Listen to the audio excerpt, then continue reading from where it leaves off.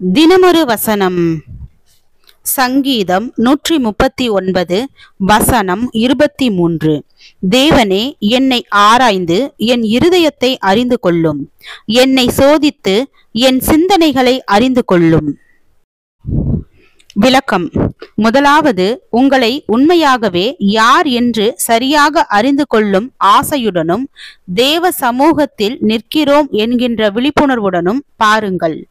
மருத்துவரிடம் செல்லும் வியாதியாளன் தன்னுடைய சரீர நிலை உள்ளபடியே எப்படி இருக்கிறது என்று அறிந்து கொள்ளும் மனநிலையோடு செல்லாவிட்டால் ஆரோக்கியமான நிலையை அடைய முடியாது.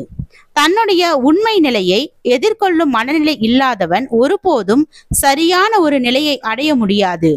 பக்தி செயல்கள் என்னும் முகமூடிகளை போட்டுக்கொண்டு உங்களை பார்க்காதிருங்கள். பக்தியான சில செயல்களின் அடிப்படையில் உங்களை புரிந்து கொள்ளாதிருங்கள். நீங்கள் நல்ல ஜெப வீரராக இருக்கலாம், இது நல்லது. ஆனால் இப்போது நன்றாக ஜெபிக்கின்றவன் என்ற முகமூடியை போட்டுக்கொண்டு கண்ணாடியில் உங்களை பார்க்காதிருங்கள்.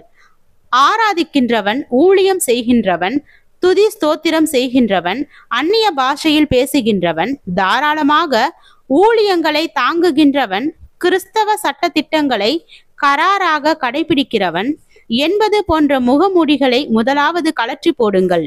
ஜெபம் என்ற கண்ணாடி உங்களை பக்திமானாக காட்டும். உபவாசம் என்ற கண்ணாடி உங்களை உத்தமனாக காட்டும். ஊழியம் என்ற கண்ணாடி உங்களை பரிசுத்தவான் என்று காட்டும். ஆராதிக்கின்ற கண்ணாடி உங்களை ஆவிக்குரியவன் என்று காட்டும்.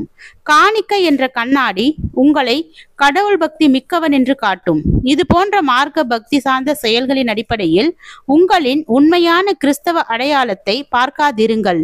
இது போன்ற பக்தி முகமூடிகளை கலற்றி போட்டுவிட்டு தேவன் உங்களின் உண்மையான அடையாளம் இன்னதென்று உங்களுக்கு அறிவிக்கும்படியாக அவருக்கு முன்பாக வந்து நில்லுங்கள். தேவனே, என்னை நான் எப்படி பார்க்கிறேன் என்பது அல்ல, உம்முடைய பார்வையில் நான் எப்படி பார்க்கப்படுகிறேன் என்பதே எனக்கு முக்கியம் என்று சொல்லுங்கள்.